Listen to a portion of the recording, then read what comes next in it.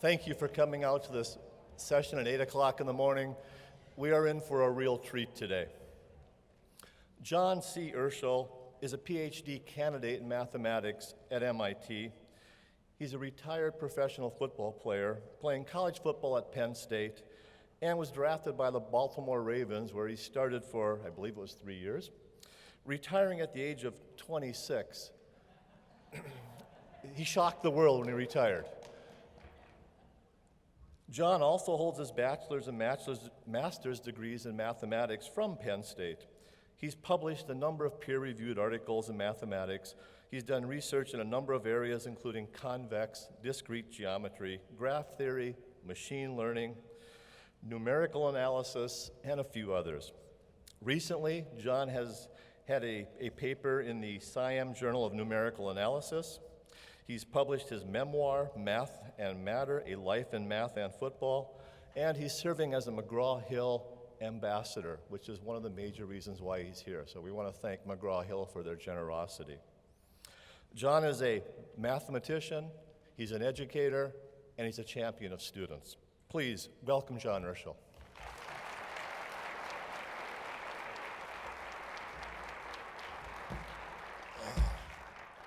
Good morning, good morning. You hear that? I'm 28 and I'm already retired.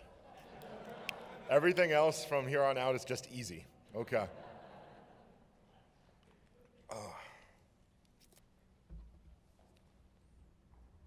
All right, so the first thing I want to talk to you guys about today is my background. I don't want to assume that any of you guys know me, that you know about me. And I think it's important that we start out and that I share with you why I care about education, why this is something that touches me personally and that has affected me in my life. And so I want to tell you 2/3 stories. So we see 3 people here. That's me. I was a lot littler back then. That's my mother and that's my grandmother. And, like the person introducing me said, I've had great successes. I got to play in the NFL. I'm a PhD student in mathematics at MIT, which, first of all, just floors me every single day. I get to walk into the MIT math department and be around some of the most brilliant mathematicians in the world. But I have to say, even though those accomplishments, it took a lot of hard work on my part. It took a lot of dedication. It took a lot of long hours, but it took a lot more than that. I want to let you guys know that these successes, these didn't happen in a vacuum. Our circumstances and our environment shapes us, in my opinion, just as much as our talent, our ability, and our work ethic does. And for that reason, I want to first share a story about my mother, the person who, in my opinion, I couldn't have achieved any of these things without her. So, my mother's parents, first my grandmother, which you see over there, she grew up in segregated South Carolina. And so when she was growing up, she went to school in a church where there was one classroom and it served all of the children from kindergarten all the way through 8th grade. There was no high school. And so my grandmother, she went to school up to 8th grade, and then she became a seamstress. My grandfather dropped out of high school to help support his family and only later got his GED. And so my mother grew up in inner city Cincinnati, her mother working as a seamstress, her father working for General Motors, neither of them having graduated from high school. But my mom loved school. More than that, she loved math and she loved science. She went to a high school in which the goal was just to graduate. That in itself was an accomplishment. It wasn't to enrich students' minds. This is a school with a high dropout rate, a high teen pregnancy rate. But my mom loved to learn, and she was the top student at our school. And more than anything, she loved math, and she loved physics. problem was she didn't know what she should do. She didn't really know what she should aspire to be. And so, naturally, you ask people around you trust. The first person she asked was her guidance counselor. She met with him and she asked, what should I do? What should I be? I love math, I love science. I think I want to go to college. Her guidance counselor told her, no, you don't need to go to college. That's not a good idea. You should become a secretary. And not that there's anything wrong with being a secretary, but my mom's dream was to study math, to study science. And so, luckily for me, my mom didn't listen to her high school guidance counselor. She applied to the local university, the University of Cincinnati, and she got in with a full scholarship. But sadly, something happens when my mom's in college. She's taking her courses. She doesn't know exactly what she wants to be, but she knows she loves math. She knows she loves physics. She knows she loves science. But all of a sudden, in all of her classes, she feels like she's behind. Like everyone else in class knows something that she doesn't. She feels like everyone else in the class, they're not like her. They don't have the experiences that she's had. And implicitly, and in some ways explicitly, people are telling her, maybe math and science and STEM just isn't for you. Unfortunately, not knowing any better, she listened to them. She eventually became a nurse, which, again, is a great profession, but this wasn't her passion, this wasn't her dream. And she ended up doing this because she doubted herself, because she saw the doubt that the people around her had, and she internalized that and believed that that meant that she wasn't capable, that she was lesser than, that she couldn't do it. And then, well, she eventually had me. See my slide? If I could get my slide back, yes? It's little me. I think this is the better looking version, so let's keep that one up. And she had me, and she made a promise to herself. She made a promise to herself that my experiences would be completely disjoint from hers. She made a promise that when I grew up, the only thing that was going to hold me back from what I wanted to do or what I wanted to be would be a lack of talent, a lack of work ethic, or just plain old bad luck. She promised herself that it would never, ever be because of the household I was born into or the opportunities or lack of opportunities that I had. And by and large, she succeeded. I have to say, my whole life in mathematics, I have never doubted myself, whether I belong in the room that I'm in. I've never once felt like I'm behind, like I don't belong, like I'm lesser than. And I have to say, my mom saw that I was good at math when I was a kid, and she nurtured it. When I was little, this is gonna sound crazy, the way I got allowance is we would be in the grocery store and, the cashier would be, swiping things.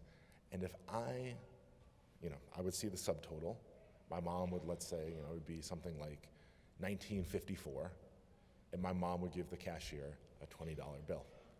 And if I could say the change that my mom was supposed to get back before the cashier could type it in and ring up and the cash would show up, I would get to keep the change. Now, first of all, we had to change this allowance structure very quickly because you can imagine I was very, very little and I was getting very, very rich. And somehow this just didn't seem like something that was sustainable. And this is something that really worked. And I came to love math, not just because it was how I made money, but because my mother made it fun. Every single Friday night, we would have game night in my house, where my mother and I, we would play board games. We would play all these different games, and I would try my hardest to win. And little did I know, all of these games, playing Monopoly, playing Connect 4, playing checkers. This was training my quantitative ability. Beyond that, she would buy me workbooks in math, and she would go through them with me and make it like a game. She would buy me puzzles, both, puzzles that you put together like puzzle pieces and things like Sudoku puzzles, things like, zebra-type puzzles, and I really connected with it. My mother is really the source of my mathematical education, and I know I wouldn't be where I am today without her. Not just her, but other mentors I've had along the way. I remember I was taking real analysis in college. And yes, I was a math major, but I wasn't sure why I was a math major. I was a math major because, math was my favorite subject, but I didn't even know what can you do with a math degree. In fact, this is going to sound ridiculous. I was a math major, and I didn't even know what a mathematician did. I didn't even know it was a profession. In my little world, all math professors do is just teach us. I don't know what else they do.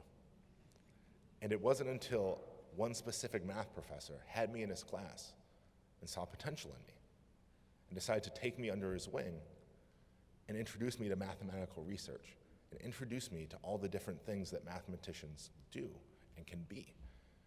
He didn't get anything out of this. I ended up writing a paper under him. It was my first paper. It was a three-body problem. I started out in mathematical physics, and his name wasn't on it. He got nothing out of it. This was a brilliant professor who got his PhD from Princeton, was a professor at Caltech. He got no benefit out of spending all of these hours with me, helping me, other than the fact that he loved bringing along the next generation of young mathematicians. And I can say, without my mom, without this person, this other professor, I would definitely not be where I am here today. And so that begs a question. How do we make sure we can best serve all of our students, all of these talented young kids across the country? People like myself, people like my mom, and others. Okay, when you guys first came in, you guys saw a nice little graphic going, right? We had 2 flowers, there was some watering going on. But what does it mean? What does that actually mean? I have to admit, people throw around the words equality and equity. And these are what we call buzzwords. But what do these things really mean? First of all, equality, I would hope, is really easy to define, right? I mean, okay, I'm in a room with a bunch of mathematicians. Okay, as long as we don't have any category theorists in the room, I think I feel comfortable saying, mathematics classically is about equality, which is algebra, and inequality, which is analysis, in a very loose sense. And so equality is really a sort of, it's a foundation of the majority of mathematics. And so it's pretty easy when you have a finite amount of things, you define a nice little bijection and you can say, these things are equal. But equity, this is not so easy. The problem is, what does fair even mean? It's tough. It's really something that, it's up to us to define, and it can be ambiguous. And it's not so easy, and I want you to know, I am just talking about fairness in the classroom. This in itself, in my opinion, this might be tougher than solving P versus NP. This is a complicated problem. It's true. But the basic concept that I want us to work with today, the basic sort of working definition of equity, is illustrated through the following example. I want you to imagine 2 students in a classroom. They're in the same class. They have the same teacher, same textbook, same homework assignments. That's equality. But given where these 2 students came from, their different background, their different experiences, they might not be experiencing equity in the same classroom. This is the basic concept I want us to work with, okay? And I hate to be the person to break this to you, but, using sort of this rough concept of fairness that I'm sort of starting to form, education is not always fair. It's not. For instance, when I look at the field of math, let's say, and I look at some of the top American mathematicians in this country. Let's look at the American mathematicians. It reminds me a little bit of what Francis was saying yesterday, for those of you who were in his talk, when he was talking about what people think traditionally makes a good leader, what a good leader looks like. Well, when you look at elite mathematicians, somehow, they all look a very specific type of way. The majority of them are male. The majority of them are Caucasian. The majority of them come from middle to upper class. And now, we have two options. We can either believe that all the really smart babies in this country, the little baby geniuses, they're all being born male, Caucasian, and into, good households that make a good income. Does that sound right? That's probably true? No? Okay. So if we just remove that hypothesis, then we're left with the sobering realization that there are really smart young people being born into this country who are being underserved, who are being lost, who aren't living up to their full potential. And I've got news for you. This concept of an undertrained workforce and missing talent, this doesn't just hurt these kids I'm talking about. It's not just a them problem. That's an us problem. That's a problem for us as a society because missing these people hurts us as a whole. And so that is another way in which I want to frame this conversation because yes, we care about it because we're all educators, but we also care about it because, well, it affects our society. This is a real global problem that matters or should matter to more people than just the people in this ballroom. Okay? For instance, let's look at the 2018 STEM Connector State of STEM report. So in this report, they estimate that up to 2.4 million jobs in STEM go unfilled. And through a detailed analysis, they're able to pinpoint 5 major problems or 5 major barriers in this area. And let's just go through them because I think it's important to talk about and I think this is going to sort of help aid in our discussion. First of all, there's a fundamental skills gap. What does this mean? It means they find that often students aren't prepared for the job requirements when they get there. This is a quote that I have to say I'm just absolutely in love with because this is something that I fundamentally believe in. The key is to have students who are ready to think, who are ready to take the things they've learned and apply them to solve problems. You don't need people who have somehow managed to memorize every single trig identity. This is not the goal. And in fact, I always believe when I'm working with, let's say, an undergraduate to do some research, I will always take the undergraduate that when I meet with them, I think, wow, this person is innovative. This person has imagination. This person knows how to try to solve a problem. I will take that person who's underprepared than the person who knows every single math formula under the sun but doesn't really know how to apply them. The second major issue is a belief gap. They found that students often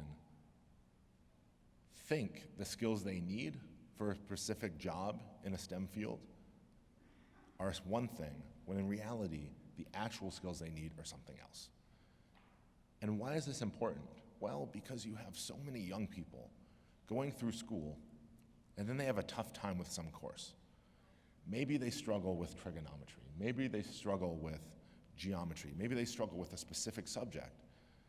And they say, well, I'm not very good at, geometry proofs. I definitely can't go be a chemist. Like this, not realizing that, okay, yes, it's good to sort of learn these skills, but just because you struggle in a certain area doesn't mean you can't get a job in STEM, doesn't mean you can't be a scientist. We all struggle in certain ways. The third thing is that they noticed that the structure of educational attainment in this country looks a lot different than the job needs of the future. Somehow our educational attainment structure is a lot different than what it needs to be based off what it looks like the jobs we're going to need are going to be, let's say, in the next 10 or 20 years. And the last two are something really important that I think we should keep in mind. That sadly, first of all, where in the country you live has a strong impact on the quality of education you get and your likelihood to go into a STEM field. I like to believe that all of us in this room, we're pretty well aware of demographics. We've all seen the studies that show, how socioeconomic status, how race, how gender affects these things. But keep in mind that geography does as well. Okay. So I've told you my story, which is a story of success given the opportunity, given the resources, given the assistance. I told you the story of my mother's, which is the story of a talented young woman who was really underserved, and though she tried very hard, she ultimately didn't get a chance to achieve her dream of working in STEM, which is something I have to admit to you, she regrets and she laments to this day. I want to tell you about a third story. I want you guys to meet Adrian to get another perspective, to see what students are capable of when they're given the resources to succeed.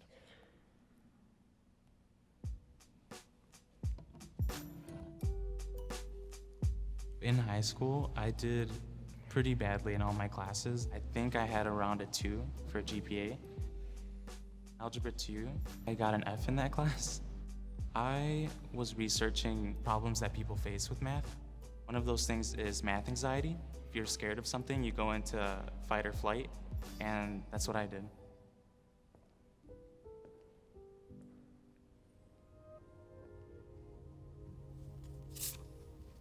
My mom's name is Graciela, and my dad's name is Armando.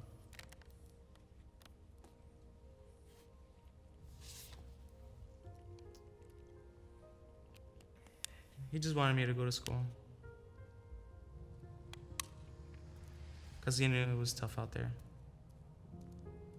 When my dad was getting sick, my family stressed out about money, And I thought I have to go to college. in order to get my family out of their situation. I tried multiple times to start college, and I wouldn't do well. But on my third time, I tried to do things a little differently, and that's when everything just clicked for me.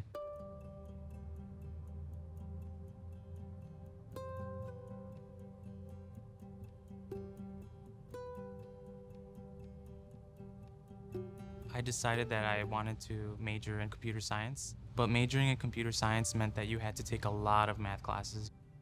At Triton College, we have about 80% of new students coming in needing developmental education in mathematics. Unfortunately, many minority students are disproportionately placed into remediations, meaning that it will take them more time, they have to spend more tuition. The iLaunch program offers them opportunity to accelerate and finish courses much quicker. When I first started, I thought it was just going to be another regular classroom setting, but I learned it was a whole different thing. It's a huge room with a bunch of teachers and tutors in it. It's very open.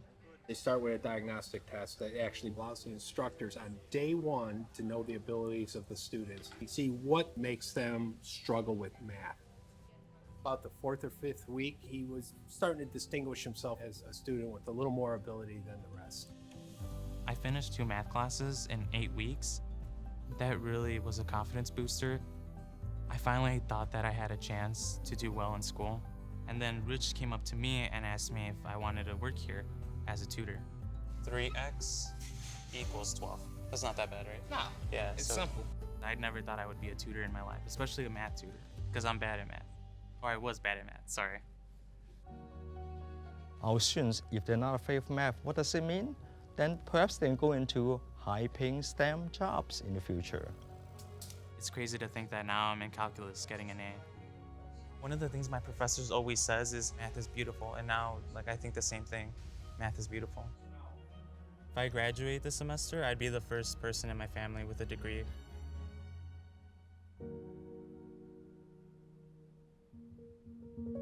Yeah, I miss him. I think if he saw me now, he'd be proud of me.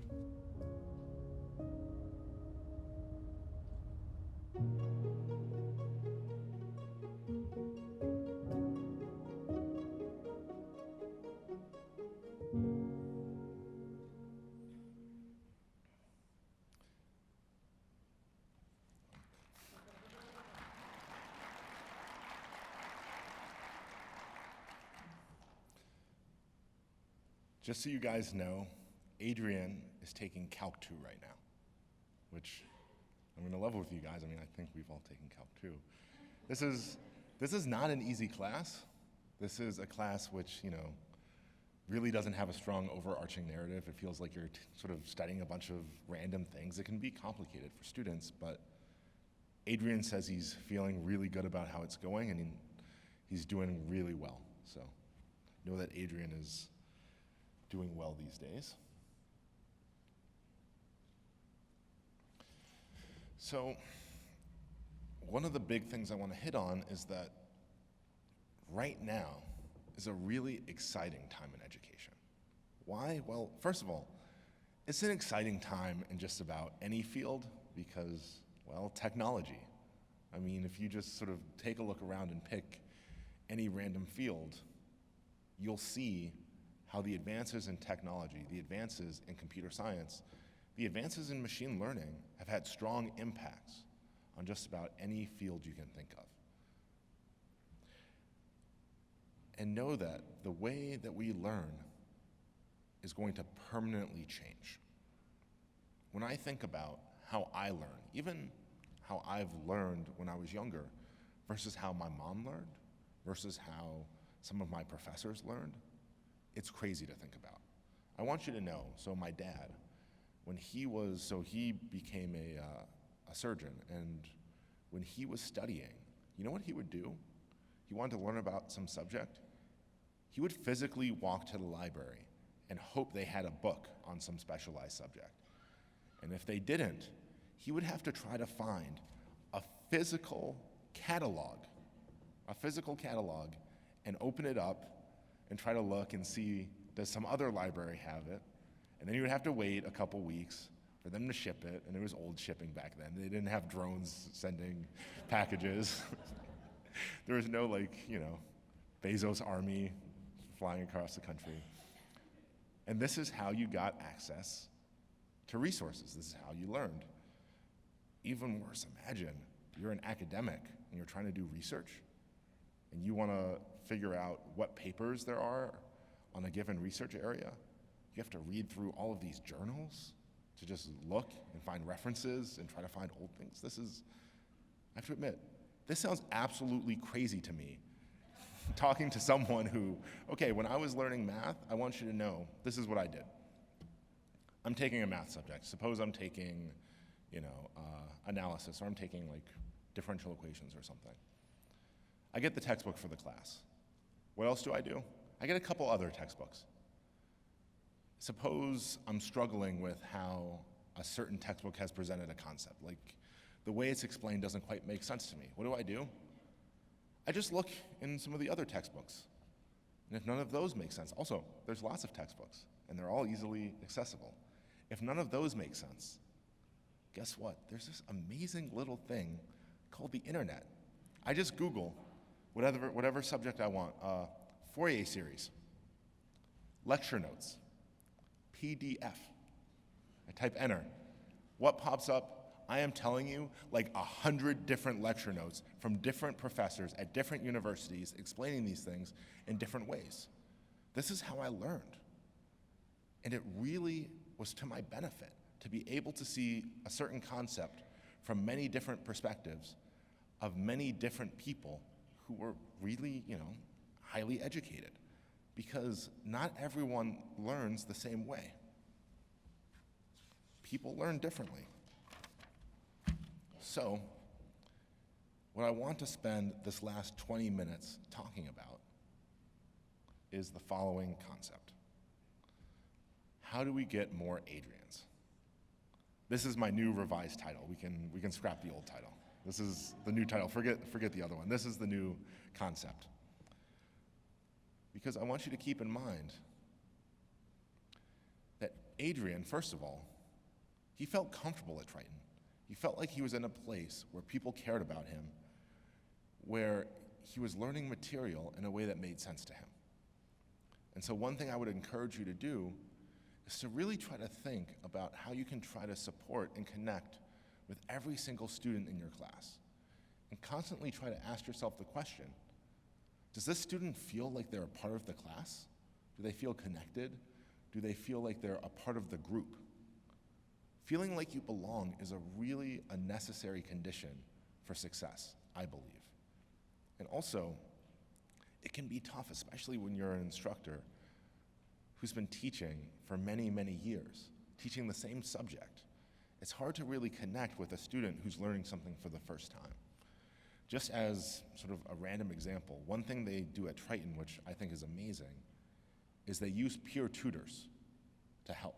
And these peer tutors are people who took the same class that, let's say, Adrian took, let's say the year before or the semester before, and learning and getting assistance for material from someone who just learned that material recently and succeeded through that material can really be a helpful supplement, because all of a sudden it's someone for which the concept is fresh and they truly understand, well, what was easy for them? What was hard for them? And they know modern tips and tricks that can help you. As one random example, I have to admit that, okay, we all learn at different rates. We all learn things we're better at some things than others. For me, one of the things that I actually struggled with the first time I saw it was, like I said before, was Fourier series. I consider myself a strong math student, but this was something that gave me a tough time the first time I saw it. The concept that you have some continuous function, or rather, that you have some discontinuous function, that this can be equal in some sense to the sum of a bunch of continuous functions. And the first time I saw this threw me off, and I thought, oh, this doesn't make sense. How can this be right? That you add up a bunch of continuous things, and it equals something discontinuous. And so the thing that really helped me was I talked to a couple kids who were a little bit older than me, were a little more experienced than me, and to ask how they coped with this concept. And when they explained it to me, it just all made sense. It just clicked. So I would say, don't underestimate the power of being able to learn from multiple perspectives, especially from someone who's learned the same material very recently. This is something that can be very helpful. In addition, the power of feeling like you belong in a classroom, feeling like you're a part, like you're that you fit, can't be underestimated. And so I'd like to show you guys the following video, a little short snippet with sound, please. For Okay. me, Here, we'll try this again with sound, please. a lot of my STEM teachers did not look like me. And so it's very important for me as a teacher to inspire students who look like me to pursue careers that they might have thought previously was not for them. So us addressing the problem is definitely necessary at this point. Okay, so what am I trying to get at here? I'm trying to say that the concept of seeing someone you can relate to is a powerful one. This is a very powerful thing, because all of a sudden, when you're thinking about going into some field or going into some area, when no one in that area is like you, you start to wonder, is that for a reason? Is it because people who are like me can't do this thing? Is it because this area doesn't value people like me, doesn't want people like me? This is the sort of thing that my mother started to wonder. And it's very natural to want to belong, to want to feel like you can look to someone and say, that's what I'm going to be like 5 years from now, 10 years from now. For instance, even at a place like MIT, I have to say, first of all, my mother did a fantastic job to make sure that I never felt like that. She went to extremes to make sure that I never had any of those feelings. But I'll tell you what, I meet with a lot of MIT undergrads. I meet with a lot of African American MIT undergrads who are would-be math majors. And it's really interesting to hear their perspective. They come to me, and it's this sort of question like, how did you manage to get to where you are? How did you manage to do it? Because they tell me they're in their math classes with all the other kids at MIT, and they feel behind. They love math, and they're obviously good at math. They feel like maybe they don't belong because, well, they don't really seem like the other students in their class. They feel behind. They feel like all the other kids in the class know each other because they do, because they attended the same math camps in high school. They were, all at Math Olympiad. They're all sort of doing study groups together, and it can feel a little alienating when everyone else in the class understands something or knew something from like 9th grade and you're learning it for the first time. And that can put you in a really tough spot. The thing I would encourage is, first of all, it's okay if you don't look like all of your students. That's not something you can do. That's not the message I'm trying to give you. What I'm trying to tell you is, it really helps if you just make a tiny, small little effort to illustrate to your students that there are people like them in these fields, that there are people they can look up to. And I'm telling you, it is literally as easy as putting up a poster on your wall. So those of you who were over at the booths yesterday, one simple example, the American Math Society. They make posters. They have posters showing women in mathematics, African Americans in mathematics. I think the American Math Society did a poster for Latin people in mathematics. I think it was the American Math Society. The American Math Society and the Math Association of America worked together to create a book collection of stories from mathematicians about their personal struggles. Stories from mathematicians from all different walks of life. There's also a poster associated. Just putting little things like that up in your office, in your classroom, can make a world of difference, because it just shows them that, yes, there are people who are like me in this field, and maybe this is something I can do.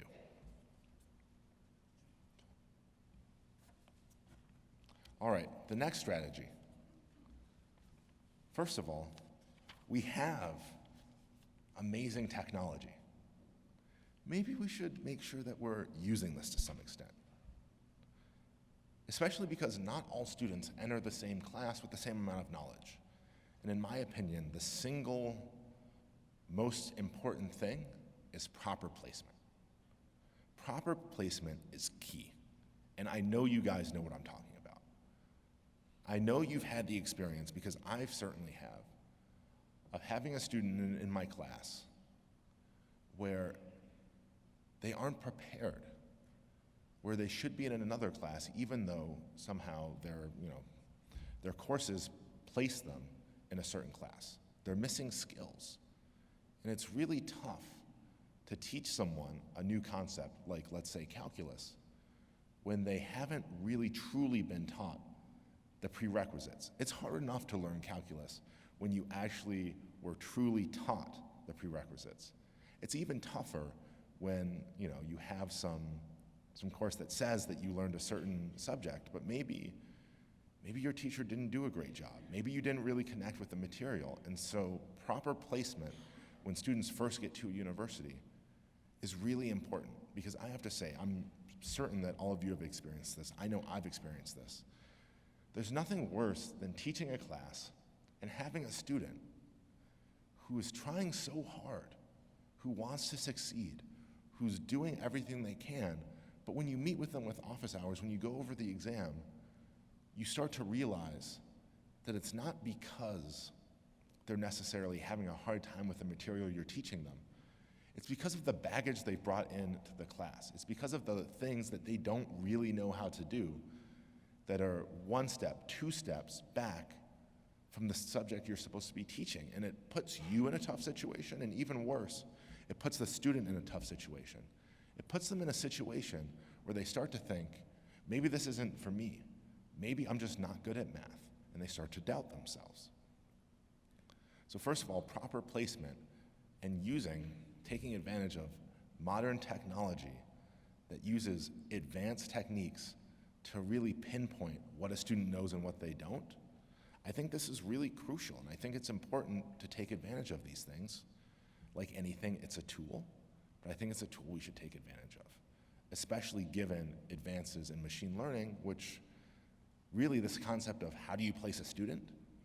How do you figure out what a student knows and what they don't from asking them a small amount of questions? What do I mean by small? Well, okay, as a theoretical computer scientist, you're trying to, learn some problem. I like to have 1,000 samples. I like to have 10,000 samples. You're not gonna be able to sit a student down and ask them 1,000 math questions. So being able to use techniques that can ask students, a reasonable amount of questions and actually figure out what they know and what they don't. This can really save both you and the student a lot of pain. These adaptive learning techniques can really help you pinpoint what a student knows and what they don't before the exam.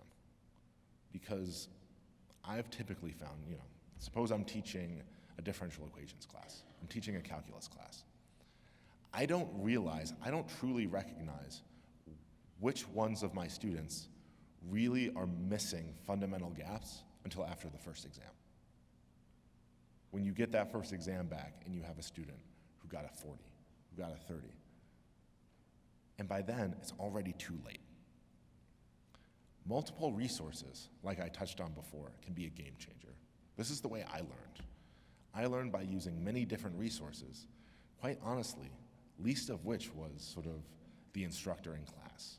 I personally learn best from reading. Other people learn best from one-on-one instruction. Some people do learn best from an instructor lecturing, but different people learn differently. And giving them multiple resources, not just the lecture, but the office hours, and actually making them feel like you actually want them to come to office hours. Online resources, peer tutoring, all these things put together increases their chance of success. For instance, I actually got to meet with the Triton students. And okay, I'm not saying all of you need to go completely digital, but what I'm saying is that embracing some amount of technology can help, and giving students multiple resources to learn can make a difference. It gives a modern support system that can really help you succeed in the classroom and spend more time with students who need it most, and recognize which students need what and exactly what their deficiency may be. My last tip for you is to don't be afraid to ask for help. It never hurts to ask. And this can make a world of difference, because I'm telling you, suppose you want to get additional help in your classroom. Let's say you want to institute some program for peer tutors, which I think is a great concept. I can promise you, your specific classroom is not the only one that can benefit from that.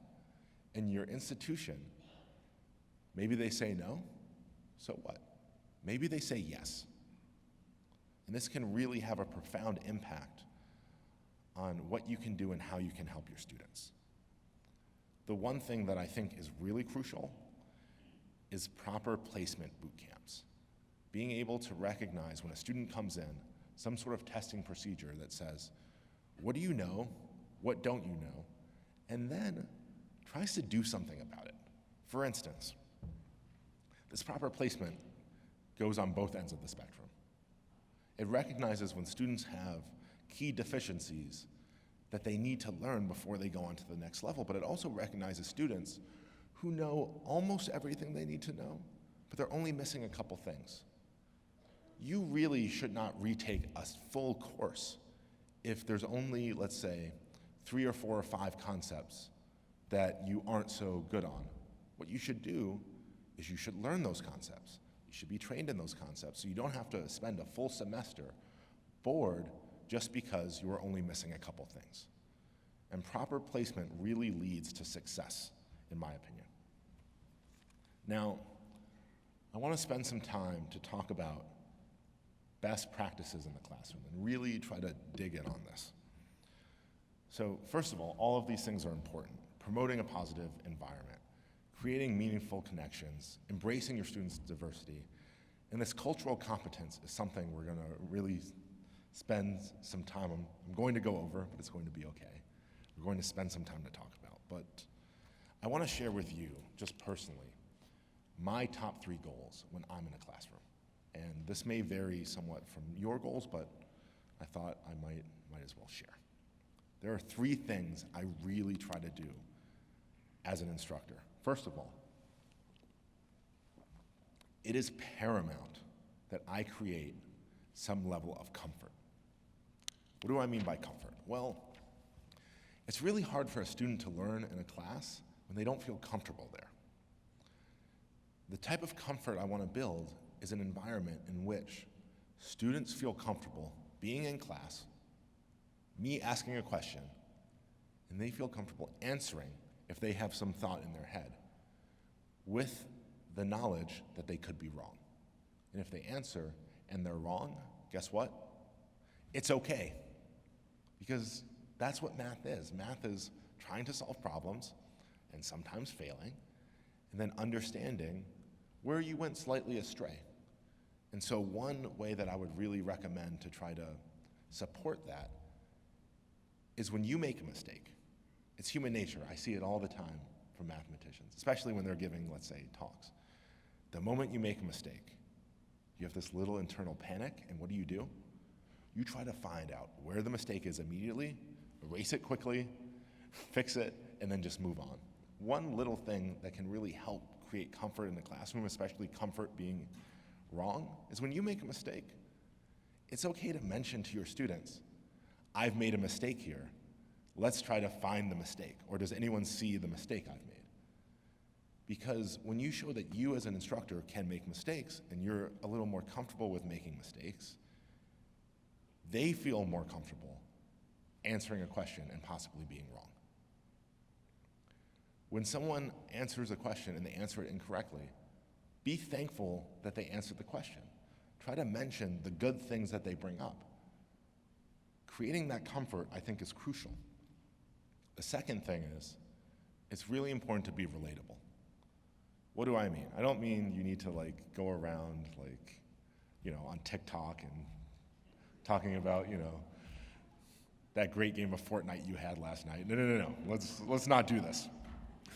What I mean is you need to make sure that the way you're presenting the material is relatable to them. What I'm saying is, listen, I know you guys are teaching things that you learned, some of you decades ago. I'm not trying to say who learned what, how many decades ago, but some of us teach things that we learned, in my case, a decade ago, and other people's cases, decades ago. And it's important to understand that the people you're teaching are seeing it for the first time, and to understand that what is simple to you may not be simple to them. I've got news for you. Everything, even the most complicated thing in the world, becomes really easy once you understand it. And similarly, some concepts which, quite frankly, are pretty easy at their core, can seem really complicated and mysterious if it's not explained in the right way, in a way that makes sense. For instance, I was talking to someone before this speech, and that says I'm about to go over time. That's okay. And, and what we were talking about was this concept of sort of being taught something in a relatable way. So for instance, I'm pretty sure a decent amount of you had to take real analysis at some point. So I remember when I took measure theory, let's say. I am so thankful that my professor who taught me measure theory, where we're studying something called a Lebesgue integral, that he actually stopped and took the time to say to us, why are we studying a different type of integral? Why are we learning about Lebesgue integrals rather than just using Riemann integrals? And just telling us the little story that the reason why we're using this is because, well, right around the turn of the century, not this century, but the previous, a bunch of mathematicians got really, really concerned because all of a sudden people were coming up with these really weird functions that people didn't know how to integrate using Riemann integrals. There was a legitimate crisis. Someone came up with the concept of, what if we have a function? It's 0 for all rational numbers, and it's 1 for all the irrational numbers. How do you define a Riemann integral for that? If you define your endpoints of the Riemann integral to be rational numbers, the integral is 0. If you define them to be irrational numbers, the integral is 1. Which one is it?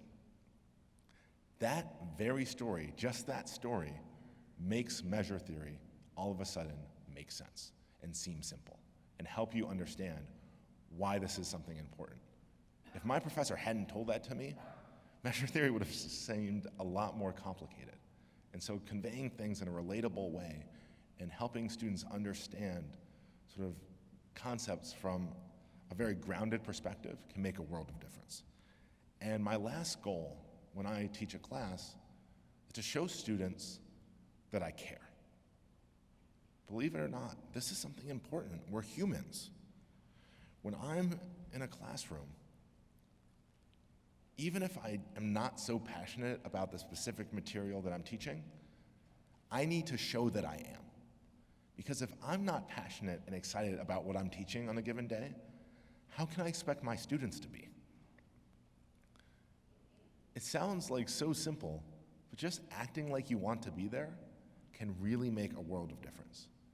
And showing that you care about the students just in little ways, like making it seem like you actually want to see them in office hours. This might sound crazy, but as a student, I've experienced professors where, yes, they have office hours, but they certainly do not want to see anyone. They mention they have office hours once, they say it very quickly, they say, the office hours are on the syllabus if you really need it, and they move on. Hosting review sessions for your students. Making extra meetings for your students if they're struggling and they can't meet during office hours. Showing them that you care makes them care even more. And I would say these are some practices that you can try to take to your own classroom, although something tells me many of you sort of already do many of these things. This is the thing about being in an environment like this, often you're preaching to the choir. So. But last but not least, I do want to hit this concept of cultural competence. So first of all, when you look at this concept, often you think, I'm talking about race, I'm talking about gender, but I'm not just talking about that. I'm talking about socioeconomic situations. I'm talking about geography. I'm talking about generational. Someone told me a really interesting sort of a story yesterday about geographical competence. For instance, an instructor was teaching order of operations and the concept of just doing it left to right, the concept of doing it like you read. And there was a student in the class who I believe was Israeli and read right to left and was doing it backwards. Cultural competence from a geographical point of view. From a socioeconomic point of view, I'm already running over, so I won't get into it too much, but for instance, okay, I played in the NFL. When you go to the NFL Combine, some of you guys might know about this, you have to take a test that sort of tests your intelligence as a football player. It's something called the Wonderlic. Maybe you guys have heard of this. So they recently changed the Wonderlic in 2014 maybe. But prior to that, it had been the same exam since it was initially released. And this is an exam, yes, they use for football players, but for the longest time, this was actually used by companies to tell how intelligent prospective workers would be. And let me tell you, the first time I saw that test, I was floored because I looked at old tests and I couldn't believe just how much of these questions hid socioeconomic undertones.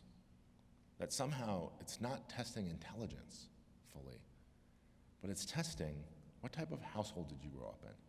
When it's doing logic problems, when it's doing analogies, somehow it's doing analogies that someone who grew up in a certain type of environment would know exactly what these terms mean. Sayings that belong to a certain type of class. Whereas if you don't belong to that class, and you hear the saying and you have to relate it and say this saying is like another saying, and you see 5 different sayings, none of which you've ever heard before in your life or know what they mean, I'm sorry, this is not a true test of intelligence. And so having cultural competence can really make a difference. And the last one, which is really important and I don't think we can touch on, is generational competence. I've got a funny story. So a friend of mine was teaching calculus. And okay, when you're sort of studying vector calculus, often you need to use the concept of clockwise. Pretty simple concept, right? You know, clockwise, counterclockwise. And he paused, and he stopped and he asked his classroom, how many of you know what clockwise means? And I swear to you, only about half of the class raised their hand. Why should we expect young people to know what clockwise means when all their clocks are on their phones, on their wrists? It's important that we understand that, especially if you've been out of, let's say, high school or college for some time, that there's a generational gap, and you need to make sure that the way you're explaining things is a way that they can understand. Now, in closing, I just want to thank all of you guys for being here. I want to say that your very presence, being here at this conference, being at this event, shows that you care about this.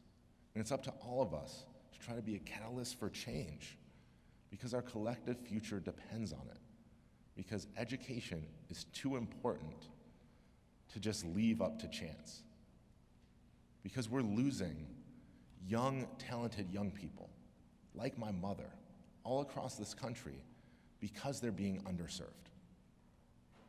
This is the task that we all have to accomplish collectively. Thank you for having me.